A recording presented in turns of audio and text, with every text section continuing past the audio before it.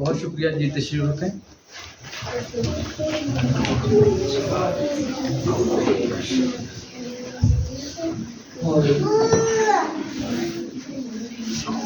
آج ہم خداوند کے زندگی بخش پاک کلام میں سے سیکھیں گے کہ کس طرح مسیح یسوع آسمان کی بادشاہی میں جانے کا واحد راستہ ہے۔ آج بہت ہی ہم سمپل اور عام فہم الفاظ میں سیکھیں گے کہ کس طرح مسیح یسوع راہ، حق اور زندگی ہے۔ میرے ساتھ نکالیے امثال کی کتاب، اس کا 14 باب اور اس کی 11 آیت۔ امثال کی کتاب، اس کا 14 باب اور اس کی 12 آیت۔ اور یہاں پر یوں مرقوم ہے، ایسی راہ بھی ہے جو انسان کو سیدھی معلوم ہوتی ہے، پر اس کی انتہا میں موت کی راہیں۔ آمین۔ ایسی راہ بھی ہے جو انسان کو سیدھی معلوم ہوتی ہے، پر اس کی انتہا میں موت کی راہیں ہیں۔ اس آیت میں سے صرف ہم ایک لفظ جو راہ ہے اس پر غور کریں گے۔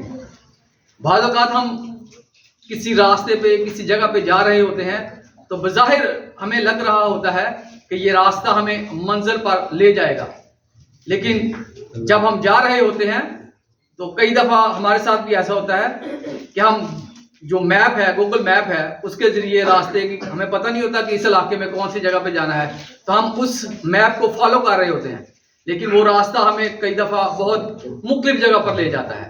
تو اسی طرح انسان ہوتے ہوئے جب ہم اپنی زندگیوں پر غور کرتے ہیں تو اپنی دانست میں، اپنے خیال میں ہم جس راستے پر چل رہے ہوتے ہیں ہمیں لگ رہا ہوتا ہے کہ یہ راستہ بالکل سیدھا راستہ ہے، لیکن ہمیں یہ نہیں پتا ہوتا کہ یہ راستہ ہمیں منزل پر لے کر جائے گا یا کہ نہیں۔ تو اس آیت میں جو راہ ہے اس کے بارے میں ہم سیکھیں گے۔ آج میں اپنے ساتھ کچھ سیڑھیاں لے کر آیا ہوں۔ آج ہم ایک تمثیل کے ذریعے سیکھیں گے کہ کس طرح مسیح یسوع آسمان کی بادشاہی میں جانے کا واحد راستہ ہے۔ میرے پاس کچھ سیڑھیاں ہیں اور اس ہم تمثیل کے ذریعے سیکھیں گے کہ مسیح یسوع واحد راستہ ہے آسمان کی بادشاہی میں جانے کا۔ اور سب سے پہلی سیڑھی، سب سے پہلا راستہ میرے پاس ہے نجات کا راستہ۔ کون سا راستہ؟ نجات کا راستہ۔ دوسرا ہے اچھے کاموں کا راستہ۔ کون سا راستہ؟ اچھے کاموں کا۔ اور تیسرا راستہ، تیسری سیڑھی جو میرے پاس ہے وہ ہے دولت کی سیڑھی۔ کون سی سیڑھی؟ دولت کی سیڑھی۔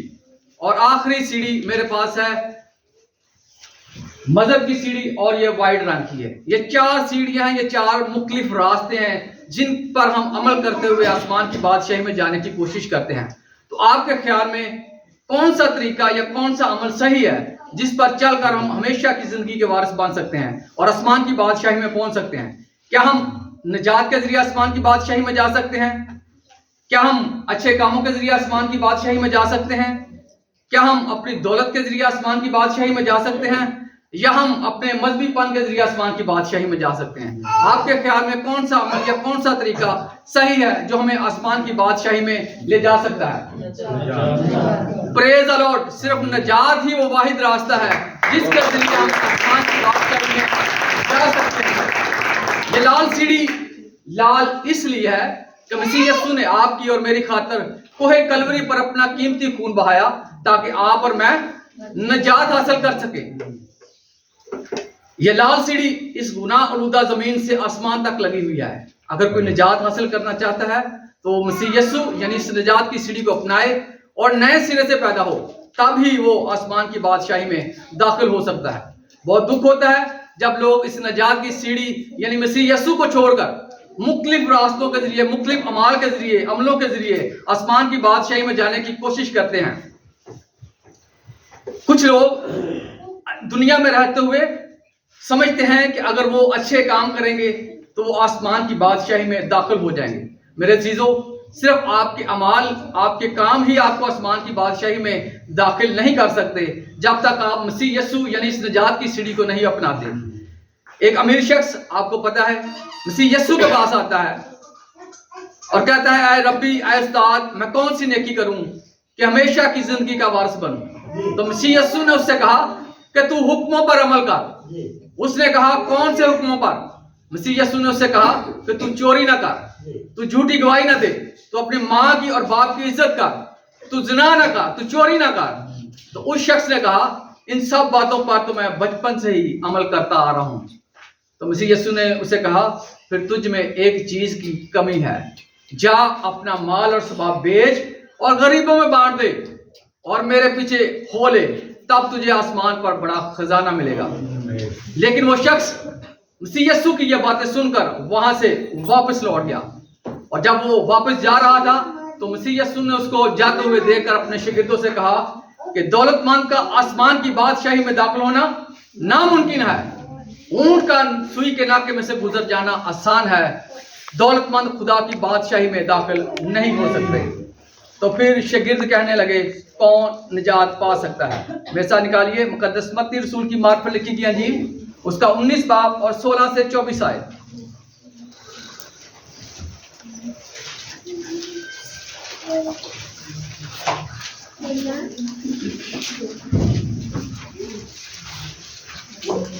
اور یہاں پر یوں مرقوم ہے، اور دیکھو ایک شخص نے پاس آ کر اس سے کہا اے استاد میں کون سی نیکی کروں تاکہ ہمیشہ کی زندگی پاؤں؟ اس نے اس سے کہا کہ تو مجھ سے نیکی کی بابت کیوں پوچھتا ہے؟ نیک تو ایک ہی ہے، لیکن اگر تو زندگی میں داخل ہونا چاہتا ہے تو حکموں پر عمل کر۔ اس نے اس سے کہا کون سے حکموں پر؟ یسوع نے کہا یہ کہ خون نہ کر، زنا نہ کر، چوری نہ کر، جھوٹی گواہی نہ دے، اپنے باپ کی اور ماں کی عزت کر، اور اپنے پڑوسی سے اپنی مانت محبت رکھ۔ اس جوان نے اس سے کہا میں نے ان سب پر عمل کیا ہے، اب مجھ میں کس بات کی کمی ہے؟ یسوع نے اس سے کہا اگر تو کامل ہونا چاہتا ہے تو جا اپنا مال اور اسباب بیچ کر غریبوں کو دے، تجھے آسمان پر خزانہ ملے گا، اور آ کر میرے پیچھے ہو لے۔ مگر وہ جوان یہ باتیں سن کر غمگین ہو کر چلا گیا، کیونکہ بڑا مالدار تھا۔ اور یسوع مسیح نے اپنے شاگردوں سے کہا میں تم سے سچ کہتا ہوں کہ دولت مند کا آسمان کی بادشاہی میں داخل ہونا مشکل ہے، اور پھر تم سے کہتا ہوں کہ اونٹ کا سوئی کے ناکے میں سے نکل جانا اس سے آسان ہے کہ دولت مند خدا کی بادشاہی میں داخل ہو۔ شاگرد یہ سن کر بہت ہی حیران ہوئے اور کہنے لگے پھر کون نجات پا سکتا ہے؟ آمین۔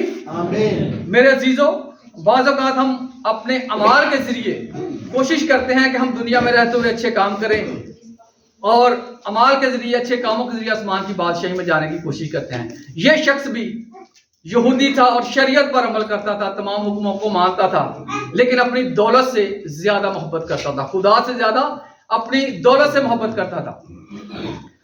اگر ہم دیکھیں متی رسول کی معرفت لکھی گئی انجیل، اس کا 6 باب اور اس کی 24 آیت، اور وہاں پر لکھا ہے کہ تم خدا اور دولت دونوں کی خدمت نہیں کر سکتے۔ میرے عزیزو، یا تو ہم اپنی دولت کو عزیز رکھیں گے یا پھر خدا کو۔ دولت ہونا کوئی بری بات نہیں، لیکن اگر وہ دولت خدا کے کاموں کے لیے صرف کی جائے تو کیا ہی خوشنما بات ہے۔ میرے ساتھ نکالیے متی رسول کی معرفت لکھی گئی انجیل، اس کا 6 باب اور اس کی 24 آیت۔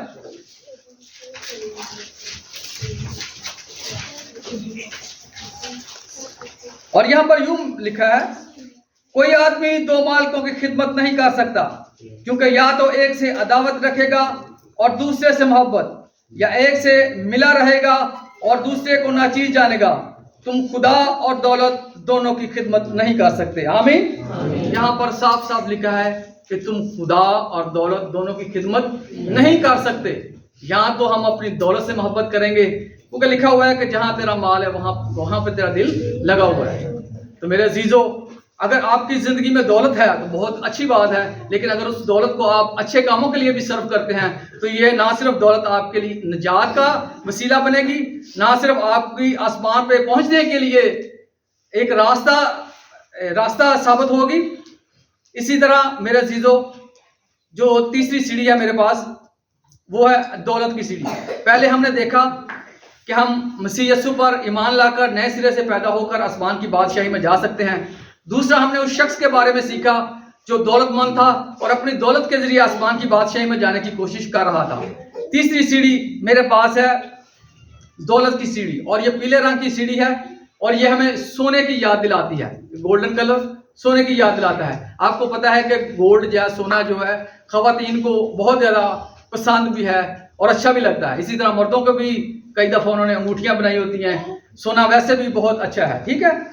तो ये हमें सोने की याद दिलाता है, गोल्डन कलर। तो कर्नेलियस के बारे में आपको पता है कि कर्नेलियस एक बहुत ही अमीर शख्स था और अपनी दौलत गरीबों में बांटा करता था, लेकिन उसको भी निजात उस वक्त मिली जब उसने मसीह यस्सु को और इस निजात की सीढ़ी को पूरे ईमान के साथ उस पर अमल करके, उस पर भरोसा करके, जब पतरस से मसीह यस्सु का कलाम सुना, तब वो और उसका घराना निजात पा गया। आमीन। ये अमाल 10 बाब में कर्नेलियस के बारे में वाकया दर्ज है कि किस तरह वो पतरस को अपने घर में बुलाता है और किस तरह उससे कलाम सुनता है। ना सिर्फ वो कलाम सुनता है बल्कि उसकी फैमिली के दूसरे लोग जिसको उसने इनवाइट किया होता है अपने घर में, वो भी खुदावंद के कलाम को सुनते हैं और मसीह यस्सु पर ईमान लाते हैं और बपतिस्मा लेते हैं। आमीन। इसी तरह आखिरी सीढ़ी मेरे पास है, मजहब की सीढ़ी, और यह है सफेद रंग की सीढ़ी। बाद वक़्त हम समझते हैं कि अगर हम मजहबी बन जाएंगे, अगर हम मजहबी काम करेंगे, तो हो सकता है खुदा हमारे इन कामों को देखते हुए, खुश होते हुए हम आसमान की बादशाही में चले जाएं। तो मेरे अजीजों, खाली आपका मजहबीपन या आपकी रस्मों रवाज, अगर आप समझते हैं कि उन पर अमल करके आप आसमान की बादशाही में जाने की कोशिश करेंगे, तो ये भी आपको आसमान की बादशाही में दाखिल नहीं कर सकती।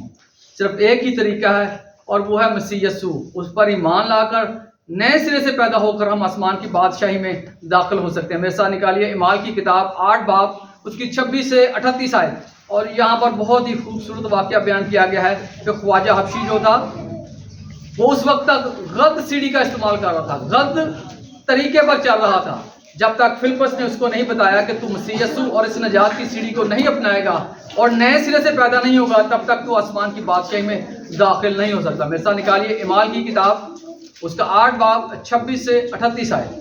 जी, कोई भी अगर निकाले तो काइंडली पढ़ दे। इमाल की किताब, रसूलों के इमाल 8 बाब 26 से 38 आए।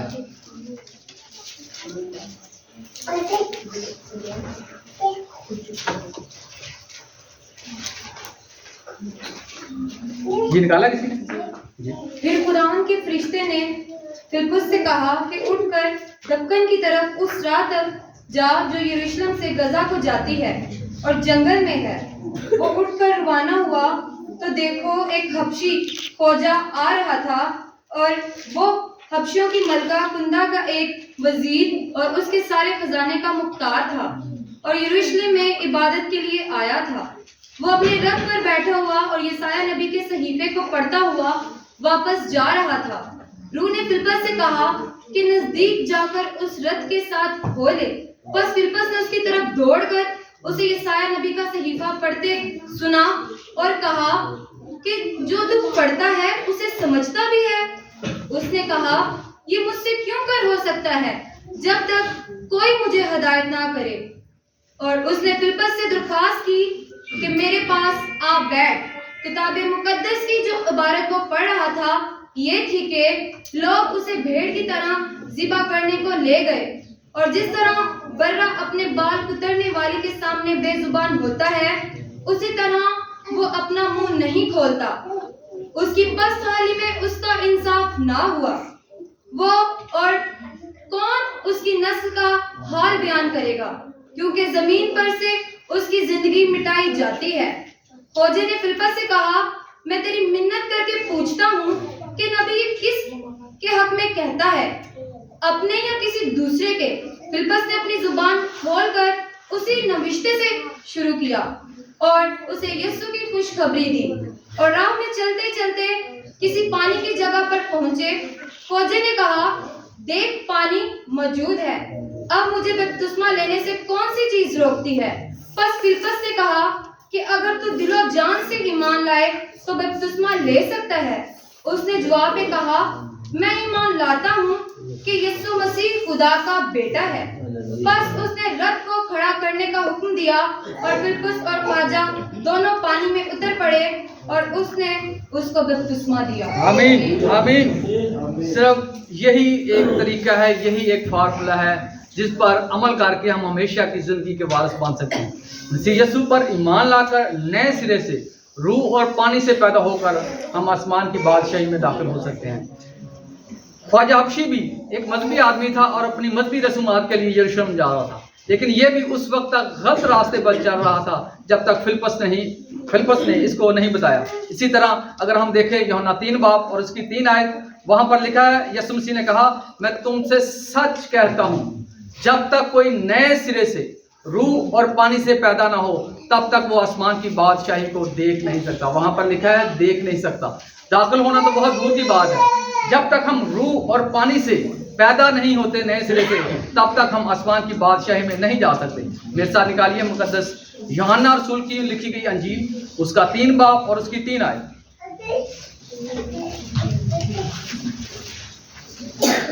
और यहाँ पर यूं मरकूम है, यीशु ने जवाब में उससे कहा, मैं तुझसे सच कहता हूं कि जब तक कोई नए सिरे से पैदा ना हो वो खुदा की बादशाही को देख नहीं सकता। आमीन। यहाँ पर लिखा है कि खुदा की बादशाही को देख नहीं सकता। तो मेरे अजीजों, सिर्फ एक ही रास्ता है, एक ही तरीका है आसमान की बादशाही में जाने का। ना तो हम अपने अच्छे कामों के जरिए, अच्छे अमाल के जरिए आसमान की बादशाही में जा सकते हैं, तो ना ही हम दौलत के जरिए अपनी आसमान की बादशाही में जा सकते हैं, और ना ही हम अपने मजहबीपन के जरिए आसमान की बादशाही में जा सकते हैं। सिर्फ एक ही रास्ता है और वो है मसीह यीशु, जो यूहन्ना 14 बाब उसकी 6 आयत में लिखा है कि राह, हक और जिंदगी मैं हूँ। सिर्फ एक ही रास्ता है आसमान की बादशाही में जाने का, और वो है मसीह यीशु। उस पर ईमान लाकर नए सिरे से पैदा होकर हम आसमान की बादशाही में दाखिल हो सकते हैं। मसीह यीशु आपको आज के कलाम के वसीला से बरकत बख्शे। आमीन।